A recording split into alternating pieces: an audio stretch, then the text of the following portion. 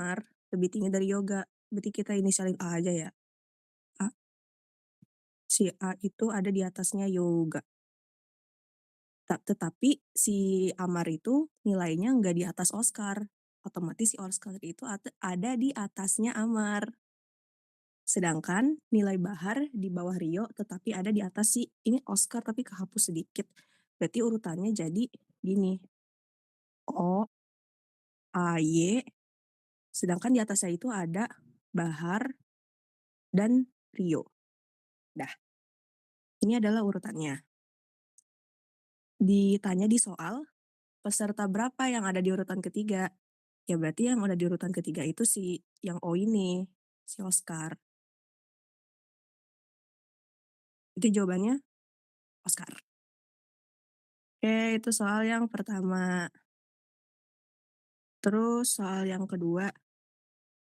Nah, ini sebenarnya nih kayak mirip-mirip sama soal PPU yang kita nyari kata tidak berpasangan. Jadi kita tuh nyari sisipan yang mempengaruhi titik 2 di sini. Jadi kayak si matahari itu ngapain bumi sih?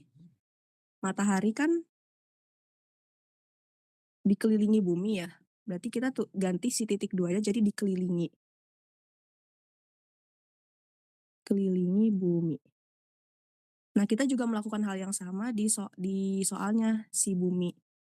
Berarti bumi dikelilingi oleh bulan. Kenapa? Karena bulan satelitnya bumi. Jadi jawabannya bulan. Oke. Terus ini ada deret soal ketiga. Sumpah kalau misalnya kecepatan kasih tahu aja ya.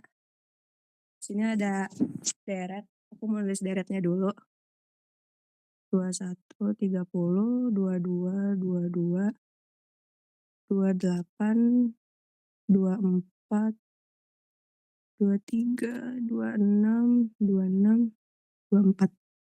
Nah, sebenarnya pas aku milih soal ini aku sengaja milih karena deretnya lumayan rumit. Jadi sini ada kayak tiga pola deret. Yang pertama dari 21 ke 30 itu kan plus 9.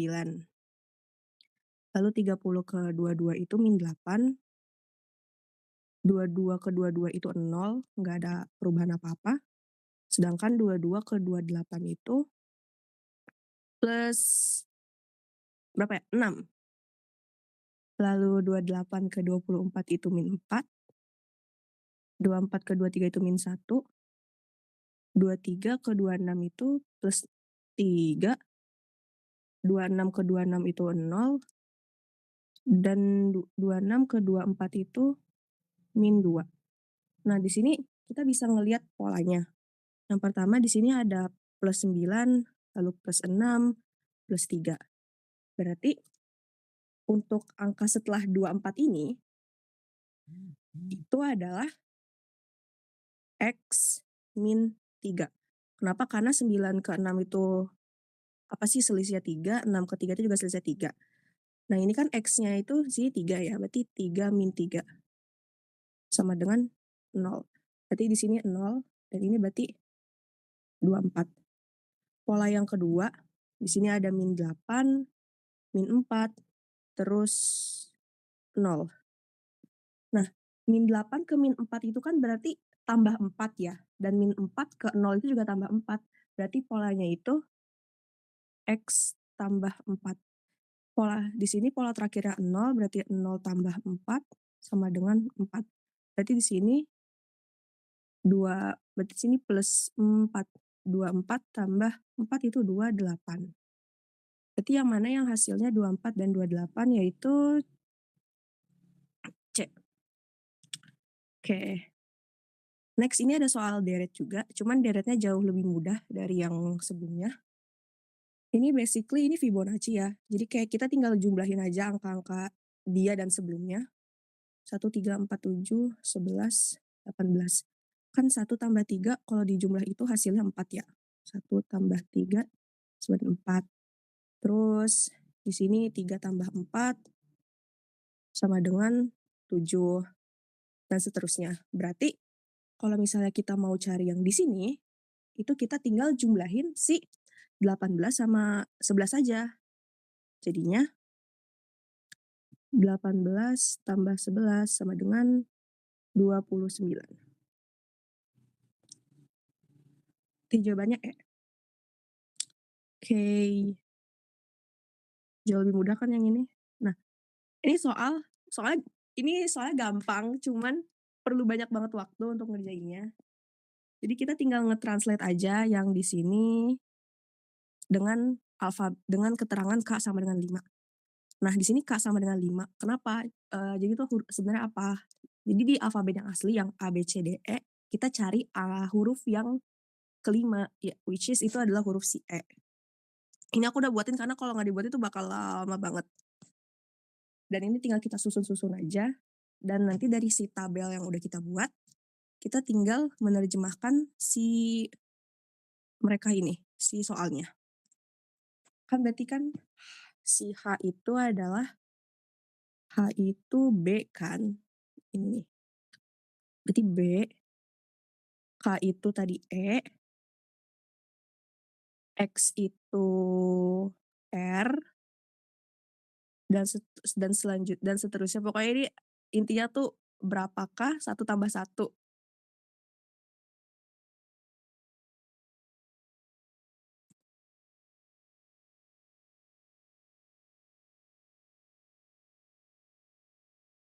Satu tambah 1. Berarti kan 1 tambah 1 kan 2 ya hasilnya. 2.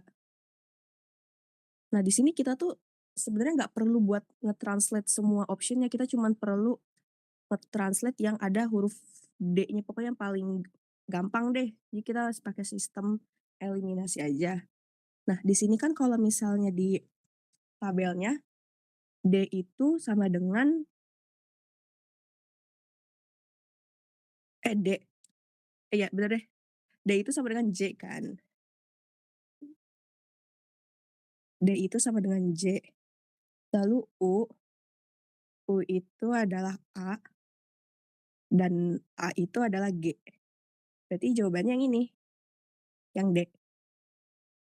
Dah, mungkin dari aku itu aja soal-soalnya. Kalau misalnya ada yang masih mau ditanya, bisa langsung chat aja di grup PU. Ya guys, terima kasih guys. Lanjut ke mentor selanjutnya ya. Sebenarnya yang penting tuh yang ini aja sih, yang P sama kaki yang biasanya keluar. Kalau misalnya P sama kaki itu ekuivalennya ada 2. Negasi Q maka negasi P, sama negasi P atau Q. Terus kalau misalnya negasi P sama kaki itu dia P dan negasi Q. Gitu guys. Jadi diingat-ingat aja buat yang soal ini. Oke, kita masuk ke soal. Bentar ya. Kecilan nggak?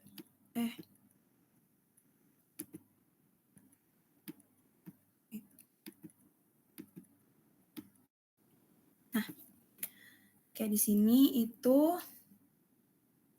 bentar, gue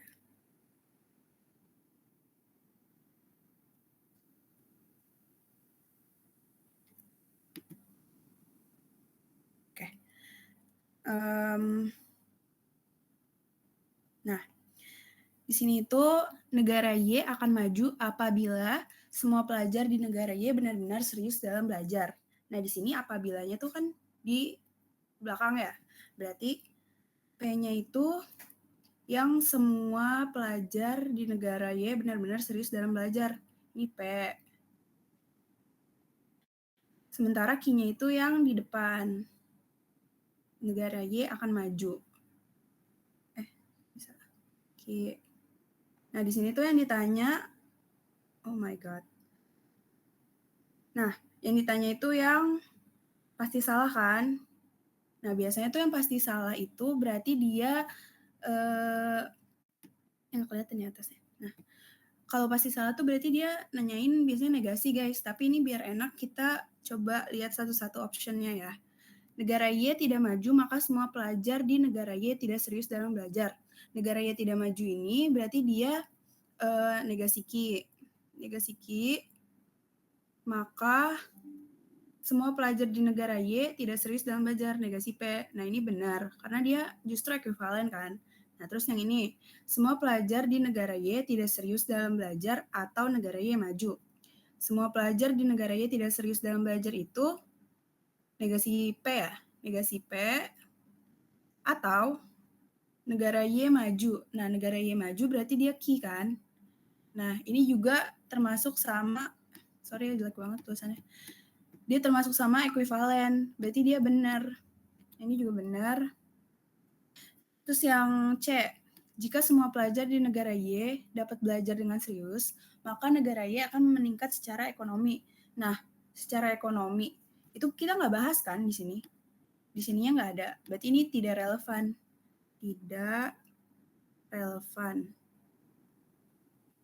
Nah, terus yang D nih, semua pelajar di negara Y benar-benar serius dalam belajar, tetapi tidak akan memajukan negara Y. Semua pelajar di negara Y benar-benar serius dalam belajar. Berarti ini dia P kan? Dia P. Terus tetapi. Nah, tetapi itu dia itu kata lain dari dan. Berarti P dan tidak akan memajukan negara Y. Berarti P dan negasi Q. Nah, tadi kita lihat di sini itu P dan negasi Q itu negasi kan? Berarti jawabannya yang pasti salah itu yang yang D, guys. Gimana sih? Nah, bentar, ini pindahin deh. Oh my god. Ntar gue benerin ya, guys. Nah, kita lanjut ke soal berikutnya. Jika ada yang ketahuan menyontek, maka ujian matematika di hari Senin dibubarkan. Berarti kalau nyontek bubar kan. Sumpah sorry banget, tulisannya jelek. Gue nulis di HP. Nyontek bubar. Nah, berarti nyontek itu P kan? Ini P. Terus bubar itu Q kan? Q. Nah, terus hari Senin ini ujian matematika sudah berlangsung sampai selesai. Berarti dia nggak bubar dong. Nah, berarti kalau nggak bubar,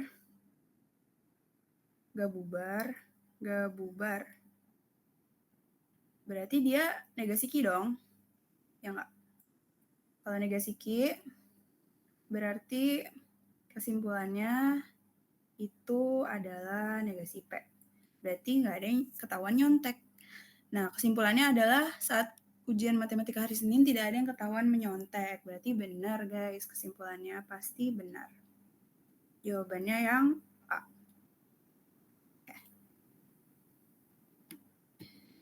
Next.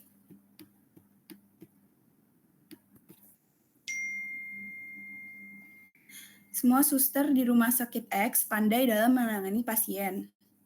Nah, semua suster di rumah sakit X pandai dalam menangani pasien.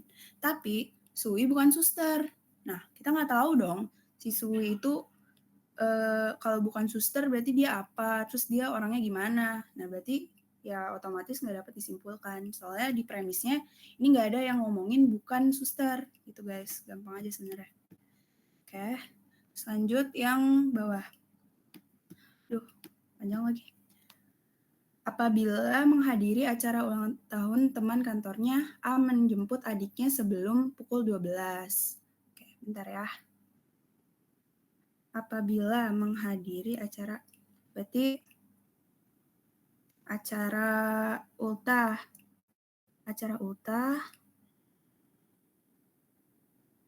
Apa enakan ketik aja ya? Oke, ketik aja deh. Baik. Acara ultah itu P, maka A jemput adik sebelum 12.00 gitu kan pokoknya. Acara ultah A jemput adik sebelum 12.00. Nah, kita garisin dulu nih.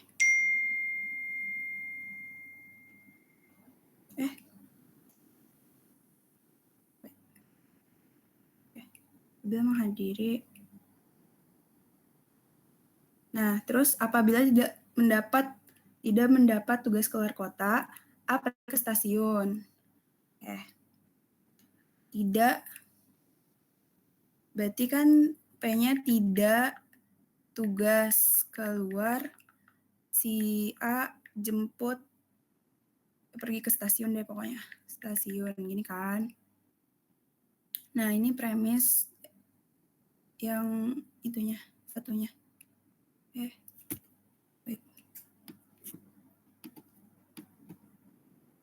Gimana sih pindahinnya guys? Nah, nah terus di sini dibilangnya A nggak jemput adik sebelum 12 atau A tidak mengantar ibu di stasiun. Berarti A tidak menjemput adik itu kan berarti dia ini ya, negasi Ki ya. Oh my god. Wait.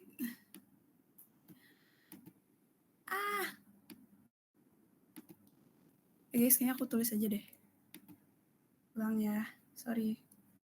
Tadi acara ultah. Ini aja deh, ultah. Jemput adik. Gitu kan. Nah, tapi di sini apabila A tidak menjemput adiknya, berarti dia tidak menjemput adik. Ini kan tadi P. Ini dia Ki. Tidak menjemput adik berarti negasi Ki kan. Berarti di sini P ultah dia menghadiri berarti negasi P, sorry. Berarti dia tidak menghadiri ultah. Tidak ultah. Nah, kalau soal kayak gini tuh jangan lupa oh my god. Jangan lupa perhatiin ininya nih. Di sini kan ada kata-kata atau ya. Berarti di kesimpulannya juga harus ada atau, nggak bisa dan. Nah berarti yang guys bentar gue nge-lag, bentar ya. Tidak pergi ke stasiun, tidak pergi ke stasiun, tidak ke stasiun, tidak stasiun aja ya. Nah, di sini enggak deng, sorry guys. Apabila dia tidak mendapat tugas keluar kota, dia pergi ke stasiun. Sorry ya, salah baca. Berarti dia tidak tugas, berarti dia pergi ke stasiun. Nah, ini kita bikin dia R, terus ini dia S. Nah, di sini apabila A tidak menjemput adiknya sebelum pukul 12.00. Nah, berarti ini tidak menjemput adiknya sebelum pukul 12.00, itu berarti dia negasi Ki kan? Nah, kalau negasi Ki, kesimpulannya tadi itu dia negasi P. Berarti dia tidak menghadiri ultah. Terus atau A tidak pergi ke stasiun.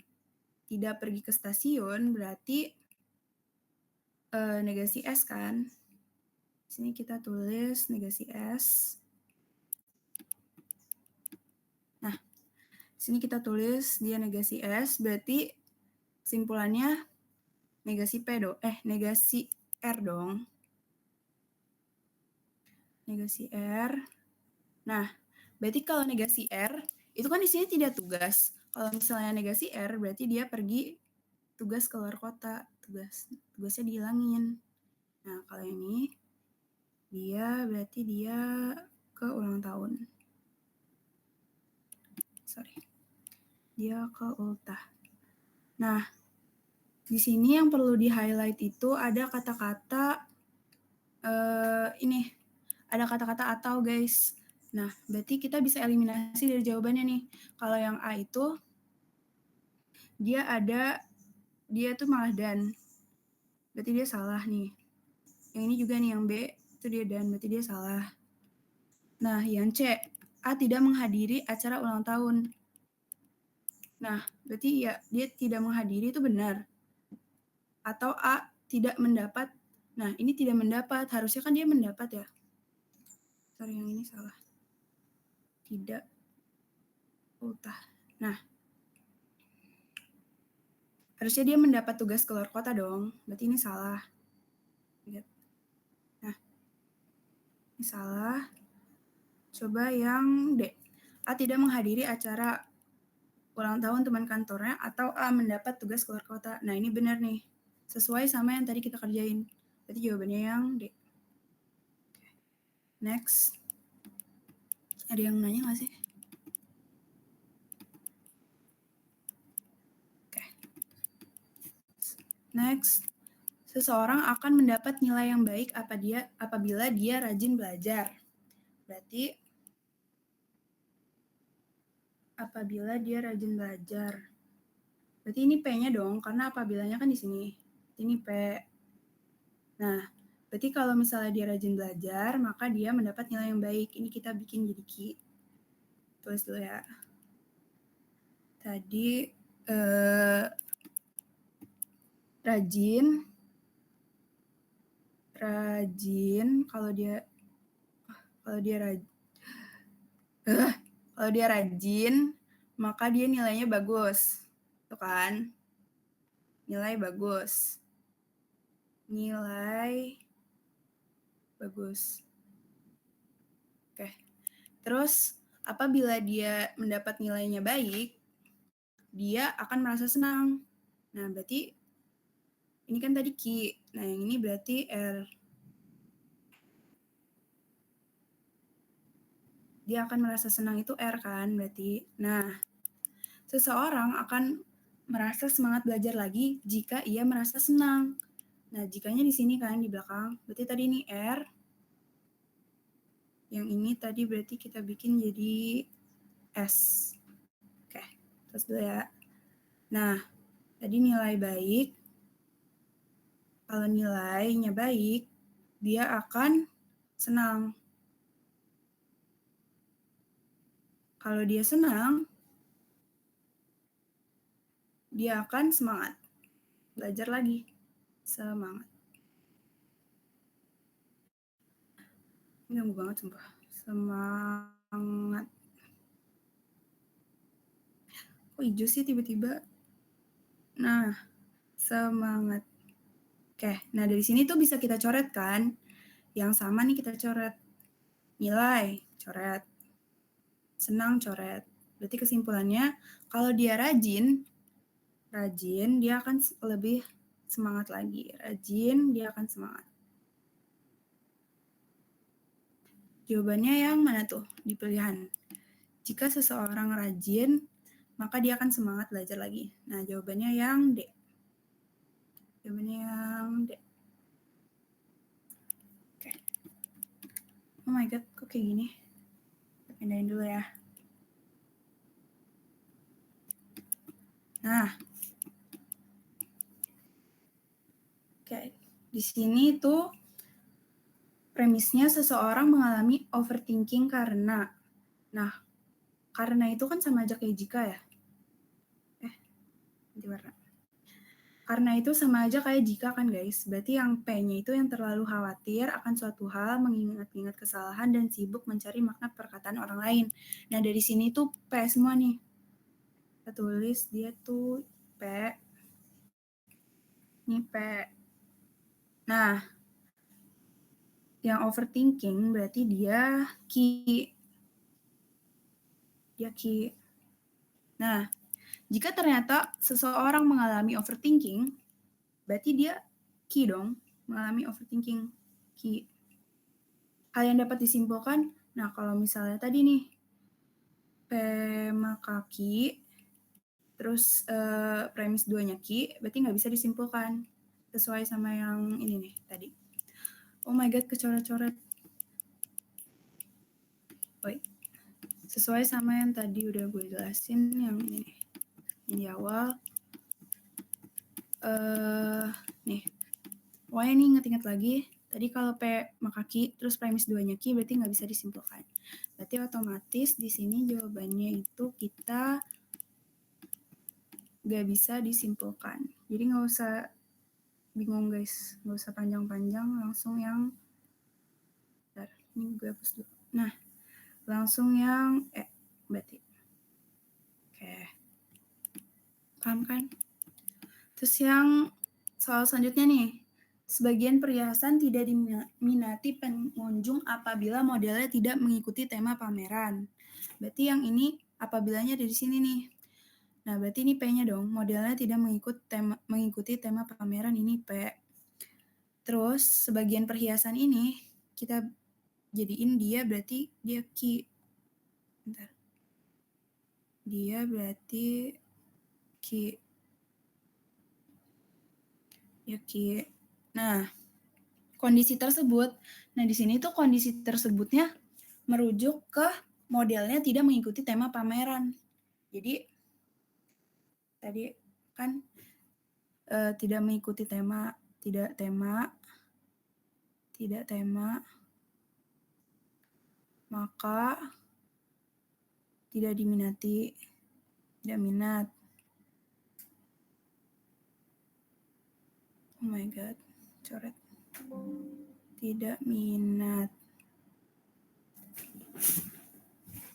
Nah, wait, lebih. Tadi kondisi tersebut berarti kan kondisi tersebut ini merujuk ke apabila pengrajin tidak mengikuti tren, berarti ada di atasnya nih. Tidak mengikuti tren, tidak tren, maka tidak mengikuti tema. Ngerti gak?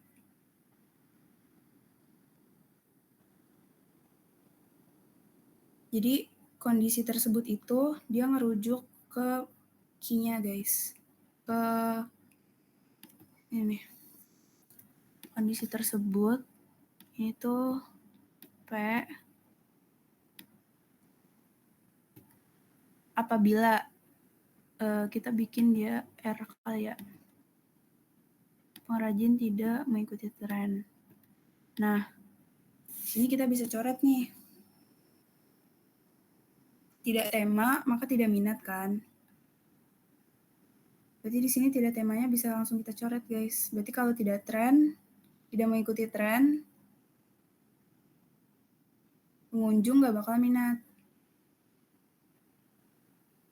Oke, kita lihat ya yang pasti benar. Berarti di jawabannya harusnya ada yang kayak gini. Sebagian penghiasan diminati pengunjung apabila pengrajin tidak mengikuti tren, salah. Pengrajin mengikuti tren apabila sebagian perhiasan tidak diminati pengunjung, salah. Pengrajin, nah karena nggak ada yang benar-benar mirip sama kayak gini, berarti kita cari ekuivalennya dia. Jadi ekuivalennya P sama kaki itu kan ini ya, mana sih? Ekuivalennya P sama kaki itu dia kalau nggak negasi Q maka negasi P atau Q. Nah, coba kita cari satu-satu di jawabannya ada nggak yang ekuivalen ya. Sebagian perhiasan diminati pengunjung. Wait. Sorry banget, sumpah ini susah gue soalnya di HP, jadi agak susah. Sebagian perhiasan diminati pengunjung apabila pengrajin tidak mengikuti tren. Tidak mengikuti tren itu tadi tidak tren, malah diminati. Berarti dia salah kan? Pengrajin mengikuti tren apabila sebagian perhiasan tidak diminati maka mengikuti tren. Berarti salah. Pengrajin mengikuti tren atau sebagian perhiasan tidak diminati pengunjung. Nah, ini mengikuti tren itu kan P. Ya nggak? Ini P. Atau tidak diminati berarti negasi S. Negasi Q deh. Nah, berarti ini dia ekuivalennya. Berarti jawabannya C. Oke, gitu doang sebenarnya. Dia ekuivalen dari sini. Kok hilang guys? Oh, udah selesai guys. Yay. Itu aja dari gue. Kalau ada yang mau nanya, boleh di chat atau di mana. Sorry banget, soalnya tulisannya jelek. Ada yang mau nanya nggak? Oke, thank you. Langsung aja. PT Kopi Nusantara mencatat data penjualan bubuk kopi premium mereka selama beberapa bulan terakhir. Marketing Manager mencatat bahwa pada 6 bulan pertama penjualan mereka dalam kilogram adalah 250, 500, 450, 480, 650, 460. Jika pola ini berlanjut, maka berapakah total pertumbuhan atau penurunan penjualan pada 2 bulan berikutnya? Jadi ini soal pola-pola. biasanya di PU tuh ada beberapa jenis pola yang sering muncul. Yang pertama itu kayak pola yang penjumlahannya itu sama dari kayak tiap baris ke baris. Jadi kayak dari A ke B itu plus N, terus B ke C itu plus N, dan gitu terus sampai kayak baris terakhirnya. Nah terus ada juga pola yang kayak lengkap 2. Jadi dari A ke C itu tuh misalnya plus M. Terus tapi dari B ke D, A ke C itu plus N. Terus tapi dari B ke D itu plus M. Jadi kayak dia lengkap 2, dari A itu terus ke C. Habis dari C itu terus ke E, terus E ke G. Tapi B itu ke D, terus D ke F, nanti F ke H gitulah. Jadi kayak intinya lengkap 2 gitu. Nah terus habis itu ada juga jenis yang kayak ada tuh putus-putus. Jadi pertama dari A ke B itu plus M. Nah tapi B ke C itu nggak ada hubungan sama sekali. Baru nanti C ke D itu plus M lagi, terus E ke F itu plus M, G ke H itu plus M. Jadi kayak putus gitu loh, dari B ke C itu putus, terus D ke E itu putus gitu-gitu. Jadi kayak intinya biasanya pola tuh dia bisa berupa penjumlahan atau pengurangan, dan dia juga bisa berupa perkalian atau pembagian. Nah, kalau di soal ini kita lihat polanya yang ini kan. Coba kita tulis dulu. 250, 500, 450, 480, 650, 460. Ini polanya kalau kita lihat dari kalau misalnya kayak satu-satu doang itu tuh nggak ada pola.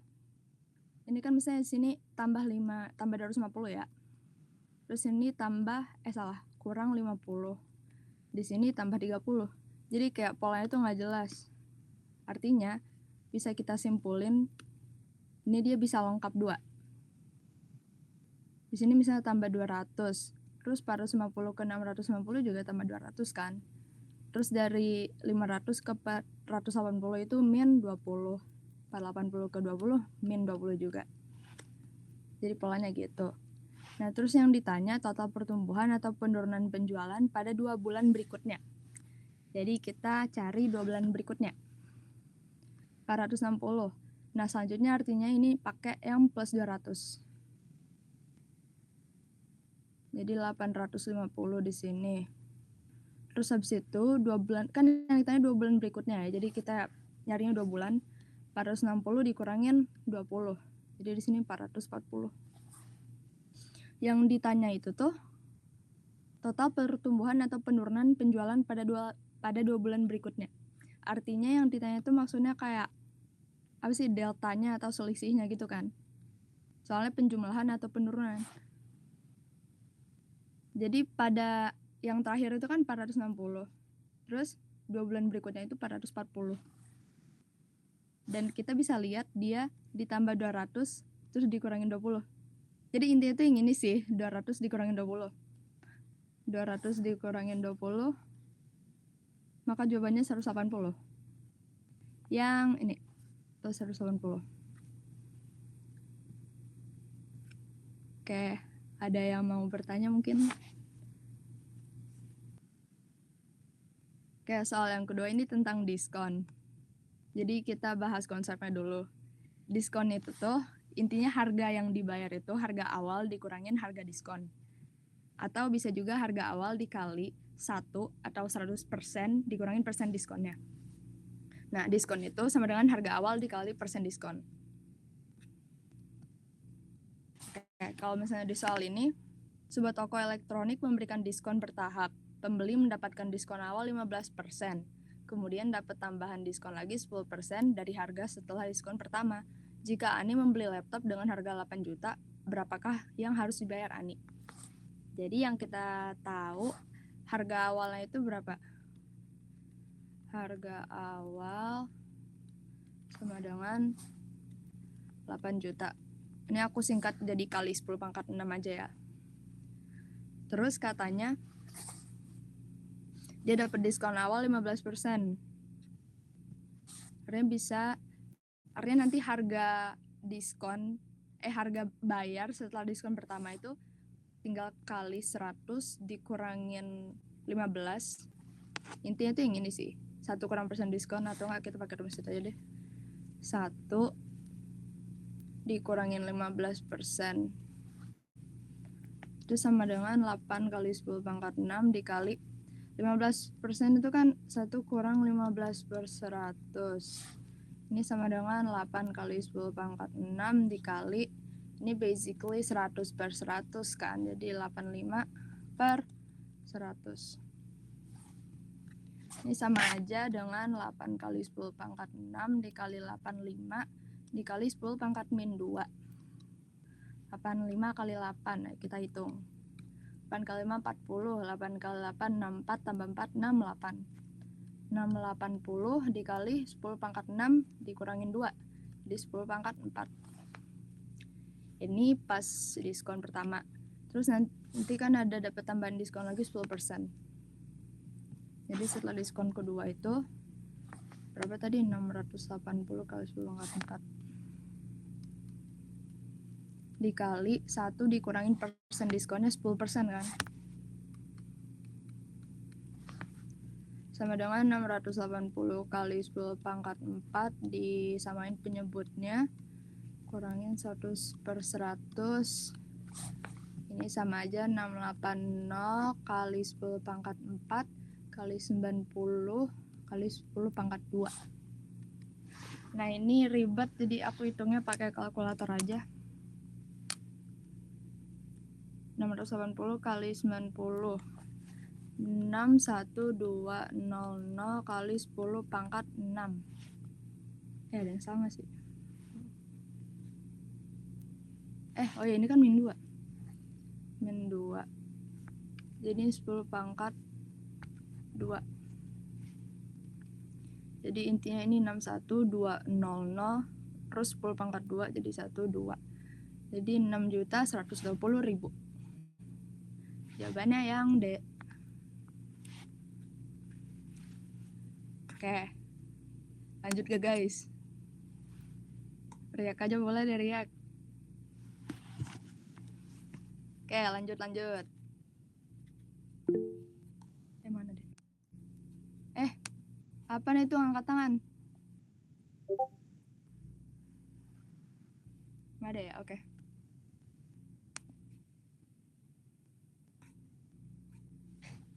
Oke, ini juga soal diskon lagi. Kita baca dulu. Sebuah toko buku memberikan diskon 20% untuk semua buku. Pada akhir transaksi, pembeli bisa memilih tambahan diskon 10% atau cashback 15% dari harga setelah diskon pertama. Jika Budi membayar seharga 250.000 dan dia memilih tambahan diskon 10%, berapa yang harus dibayar Budi? Yaudah sih, ini sama aja kayak soal yang tadi. Nah, tapi ada satu hal yang harus kita notice. Yang pertama itu premis atau semua premis dan. Di sini kan disebut kalau misalnya pembeli bisa memilih tambahan diskon 10% atau cashback 15%. Artinya yang dia dapat tuh salah satunya, bukan dua-duanya. Nah, terus nanti kita tahu si pembelinya itu memilih buat tambahan diskon 10%. Artinya dia nggak bakal dapat si cashback 15% ini. Artinya ini bisa kita ignore aja, kita coret. Kayak pertama, bukunya harga awalnya. Jadi harga awal itu sama dengan 250 kali 10 pangkat 3. Dan dia memilih tambahan diskon 10%. Tapi awalnya ada diskon 20% dulu ya, Kak. Jadi 250 kali 10 pangkat 3 dikali 1 dikurangin 20%. Itu sama dengan 250 kali 10 pangkat 3 dikali 100 kurang 100, 20. 250 kali 10 pangkat 3 dikali 100 kurang 20, 80 dikali 10 pangkat min 2. Ini coret habis 250 kali 80 berapa ya? 25 kali 4, 100, 25 kali 8, 200. 200 kali 10 pangkat 2 kali 10 ya. Jadi 200.000. Ini baru yang harga diskon setelah harga setelah diskon pertama. Terus yang selanjutnya tambahan diskon 10% lagi. Artinya 200.000 dikali tambahan diskon 10%.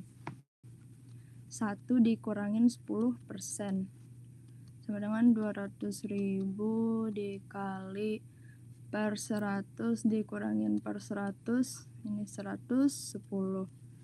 Dapat 200.000 dikali 90 per 100. Ini coret, nanti 18, 180.000. Jadi jawabannya yang ini, yang 180.000. Oke, gimana teman-teman? Nah, ini soal yang ditanya tentang informasi mana yang dapat digunakan untuk menentukan jumlah produksi harian pabrik X. Jadi tipsnya itu pertama kita fokus ke yang ditanyain aja dulu. Yang misalnya yang ditanyain di sini kan yang jumlah produksi harian pabrik X. Terus yang kedua, biasanya ya, tapi yang ditanya itu adalah jumlah. Jadi data yang sifatnya itu kayak data kualitatif itu dieliminasiin aja. Data kualitatif itu contohnya kayak A lebih banyak daripada B, atau enggak A itu lebih cepat daripada B. Terus kalau misalnya data kuantitatif, itu tuh contohnya kayak jumlah A absolutnya itu berapa, misalnya 10.000. Terus atau enggak A itu 25% dari B. Atau total A dan B itu adalah 5.000, gitu-gitu lah pokoknya ya. Kalian harusnya kayaknya juga udah tahu. Oke, sekarang yang ditanya itu informasi manakah yang dapat digunakan untuk menentukan jumlah produksi harian pabrik X. Kita lihat yang pertama, total produksi X dan Y mencapai 800 unit. Ini kebetulan data kuantitatif, jadi bisa kita pikirin, kita taruh di otak dulu. Lihat premis yang kedua, Y menghasilkan produk 25% lebih sedikit dari X. Ini juga data kuantitatif, jadi mungkin aja. Nah, yang ketiga, ini ngomongin si Z. Si Z kan nggak ditanyain ya sama si X. Jadi kayak bisa aja nih nggak penting gitu loh. Terus yang keempat juga dalam seminggu Z memproduksi 2.100 unit. Ini dua-duanya ngomongin Z, tapi kita nggak tahu hubungan X sama Z itu apa. Jadi otomatis kita bisa langsung ngeeliminasi 3 dan 4, jawabannya 1 dan 2 kan. Tapi buat pembuktian aja, yuk kita hitung gimana caranya. Jadi di premis 1 kita tahu total produksi X dan Y dalam sehari mencapai 800 unit. Jadi bisa kita tulis X plus Y itu sama dengan 800. Terus Y menghasilkan produk 25% lebih sedikit dari X. Artinya, X ditambah Y-nya itu bisa kita ubah X kali 1 dikurangin 25%.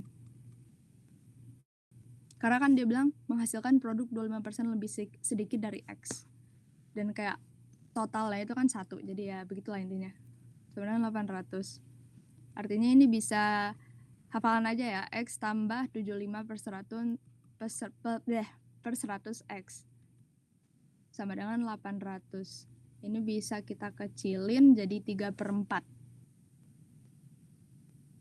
3X ya. Nah, ini karena di sini penyebutnya 1 per 1, terus kita penyebutnya di sini udah ada 4, maka di sini ada 4X. Sama dengan 800. Artinya 7X sama dengan 3.200. Nah, dapat deh X itu 3.200 per 7. Ini angkanya koma, tapi ya udah intinya kita dapat si X-nya kan. Jadi cukup buat mencari jumlah produksi harian pabrik X. Oke. Dan ini kayaknya gampang, aku langsung lanjut aja ya. Soal terakhir. Berapa persen penurunan jumlah pengunjung dari bulan September ke Oktober? Yang ditanya September-Oktober artinya yang ini sama yang ini. Ini nggak terlalu kelihatan ya di OneNote, tapi di sini tuh 5.000. Itu gede banget.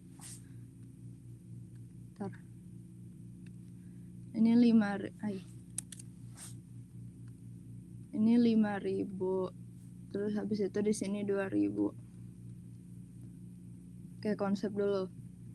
Jadi kalau yang ditanya itu tuh persen penurunan, seperti yang tadi aku udah jelasin, kalau misalnya penurunan atau pertumbuhan itu tuh dia ditanyanya selisih. Jadi bisa dibilang persen penurunannya itu sama dengan selisih dari yang awal sama yang akhir. dibagi jumlah awal dikali 100%. Jumlah awal artinya yang si September ya. Artinya kita bisa kerjain persennya sama dengan selisihnya. 5.000 kurang 2.000. Per jumlah awal yang September 5.000. Kali 100% sama dengan 5 kurang 2, 3. 3.000 per 5.000 kali 100%. Nih bisa dicoret aja. Sama dengan 3 per 5 kali 100%. Buat mudah langsung kali 20 per 20 tiap pembilangan penyebutnya jadi 60 per 100. Ini ilangin aja. Jadi 60%. Jawabannya yang ini. Oke guys, udah sih itu aja. Oke, aku mulai aja ya. Ya, jadi ini soalnya ada 4 soal. Oh my god, aku nggak bisa ini. Bentar. Ya. Sebenarnya ini masih pakai silogisme konsep yang tadi Uli udah jelasin. Jadi aku langsung ke soal aja ya. Di sini soal itu, jika guru matematika menambah jam pelajaran di hari Rabu, berarti ini kita anggap kok miring.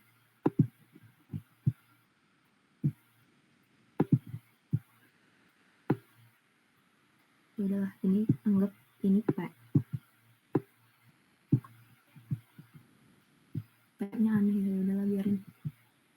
Terus di sini nilai siswa banyak yang meningkat. Nah, ini kita anggap jadi Q. Apa coba keluar ya?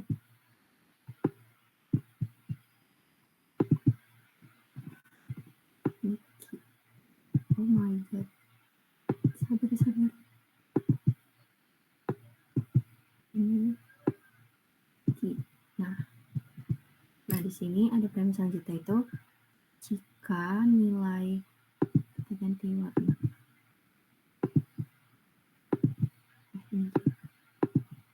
Jika nilai siswa banyak yang meningkat. Nah, ini kan jika nilai siswa banyak yang meningkat sama aja kayak Q kan. Nah, kita tulis juga ini Q. Karena topiknya tuh sama aja kayak nilai siswa banyak yang meningkat. Tadi juga dia di sini bilangnya nilai siswa banyak yang meningkat. Selanjutnya tuh siswa dapat mengikuti kegiatan ekstrakurikuler. Ini kita anggap R. Nah, berarti kan di sini sebentar ya. Di sini itu kita udah punya premis awalnya.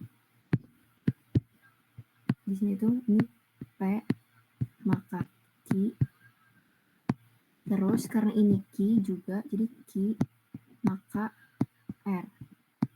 Nah, kalau kayak gini, karena dia sama-sama ada Q, Q-nya tuh bisa langsung kita coret. Jadi hasilnya tuh P maka R. Karena dia, kenapa Q-nya bisa dicoret? Karena dia sama-sama di sini bahas yang ini meningkat, di sini juga nilai meningkat. Jadi sama-sama bisa dicoret gitu. Terus di sini ditanya simpulan yang tepat adalah, coba kita baca yang P maka R. Berarti kan kalau P maka R berarti jika guru matematika menambah jam pelajaran di hari Rabu, siswa dapat mengikuti kegiatan ekstrakurikuler kan. Nah, di sini kita bisa tulisin kayak gini.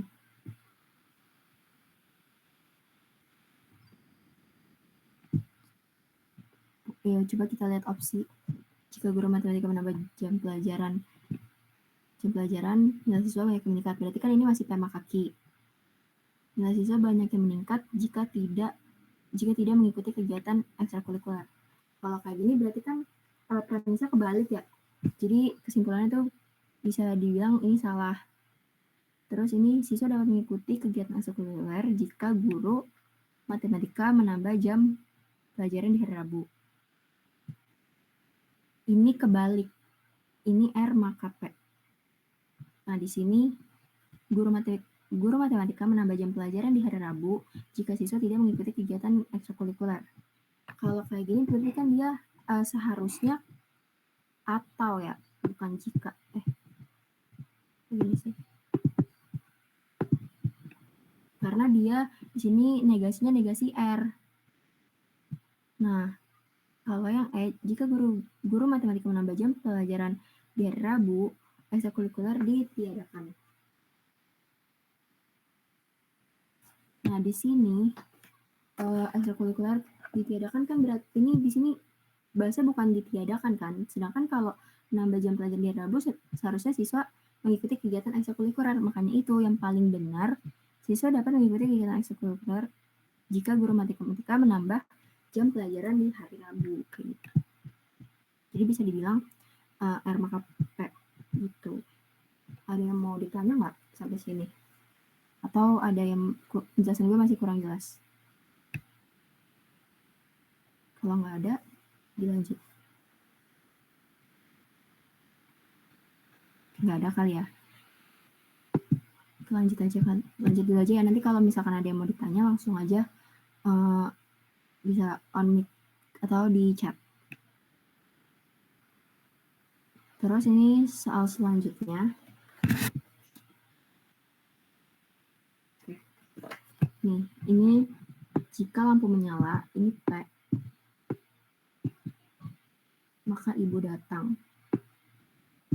Miring banget.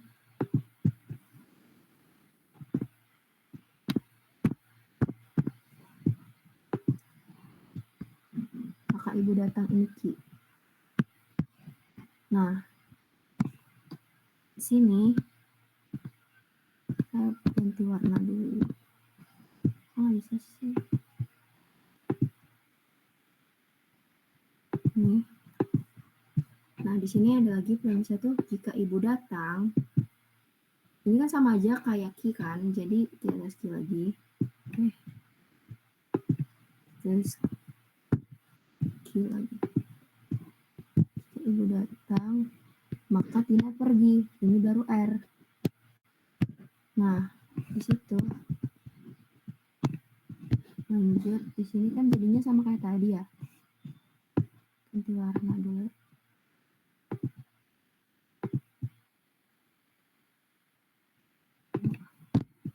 Jadi kan P maka Q. Ini lihat susahnya. P maka Q terus Q maka R. Nah, di sini Q-nya bisa dihapus lagi karena sama aja ininya premisnya.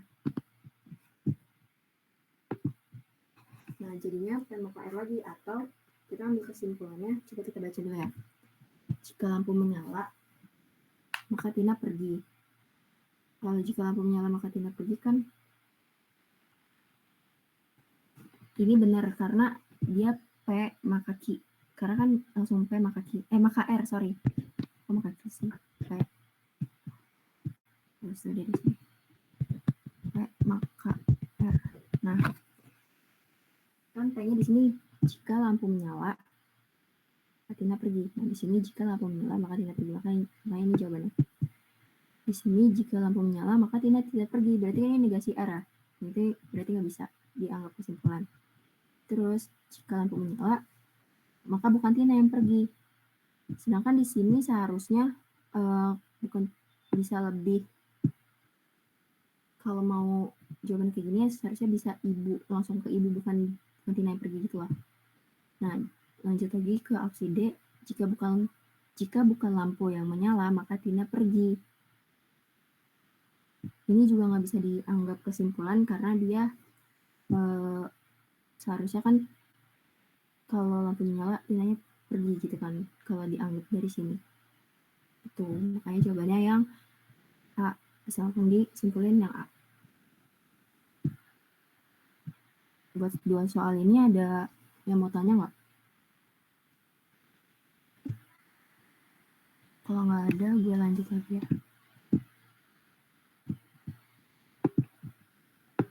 Lanjut ke soal selanjutnya.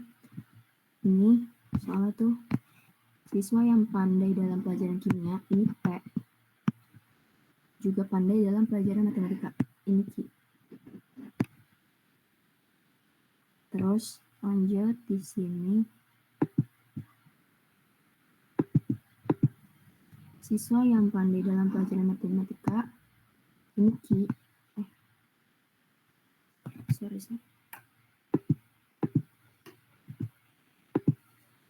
Yang pandai dalam pelajaran matematika, ini Q.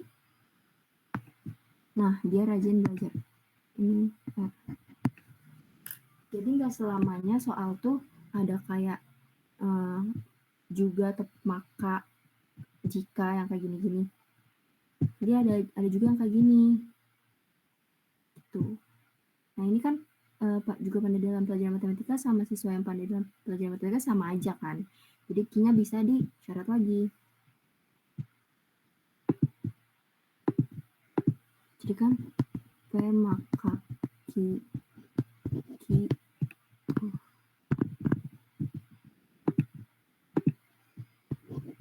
maka F. Ini bisa dicoret, jadi P maka F. Oke, coba kita baca ke opsinya.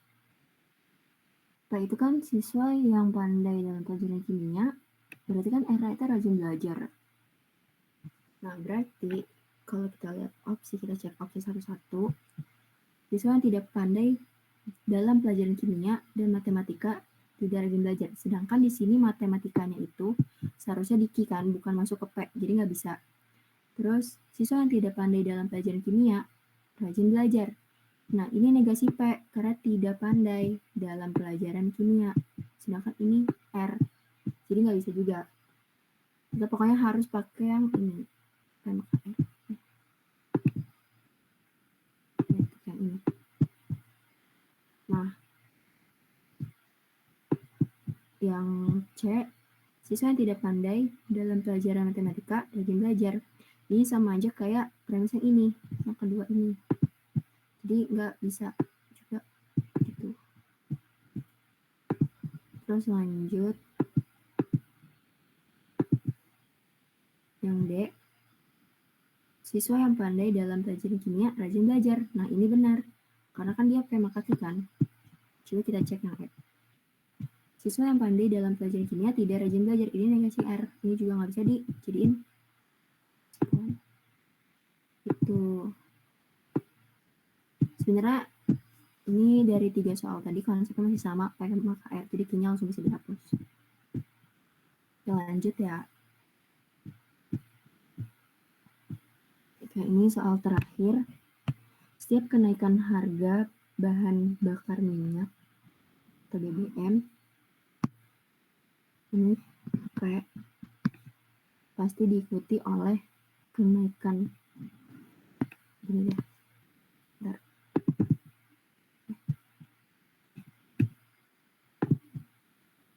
Ini diikuti oleh kenaikan Nah, terus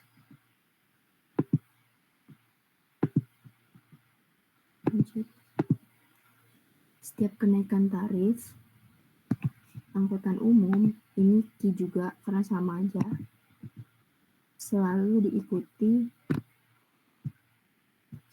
kenaikan harga kebutuhan pokok. Ini R. Nah, sebenarnya sama aja kayak tadi, pakai P maka Q maka R. Ini bisa dicoret lagi nih, P maka R. Coba kita cek opsi. Jadi kan ini P maka R, berarti kan setiap kenaikan harga bahan bakar minyak atau BBM itu diikuti sama kenaikan harga kebutuhan pokok. Nah, coba kita cek opsi satu-satu.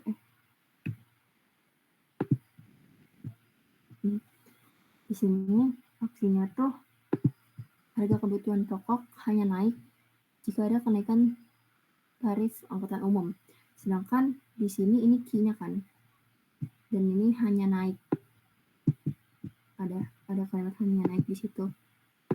Nih, ini. Padahal dia diikuti juga sama si tarik angkutan umum ini.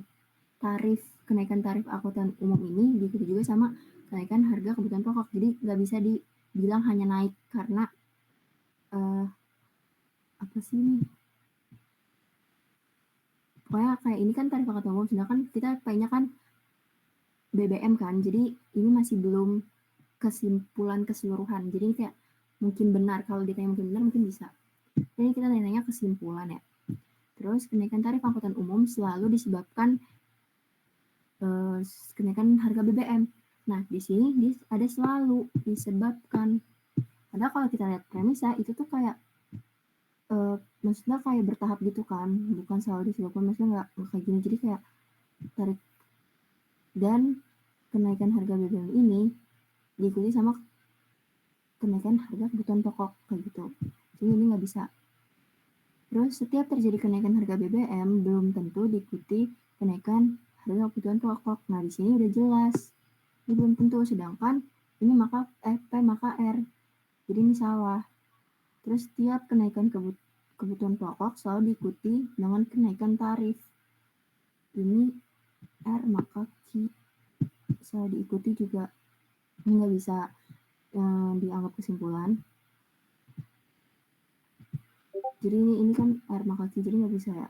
Terus setiap terjadi kenaikan harga BBM pasti diikuti kenaikan harga kebutuhan pokok. Dari sini ini benar karena ini P maka R kan. Jadi kesimpulan keseluruhan yang paling benar itu P. Gitu. Sebenarnya dari keempat soal ini, kalau mau nyari kesimpulan, tinggal cari aja P maka R. Jadi abahin Q-nya dan tinggal cek di opsi, jangan ada yang sangkut paut sama si Q ini karena tujuannya itu cuma P sama R. Begitu. Udah deh 4 soal terakhir. Ada yang mau ditanya nggak?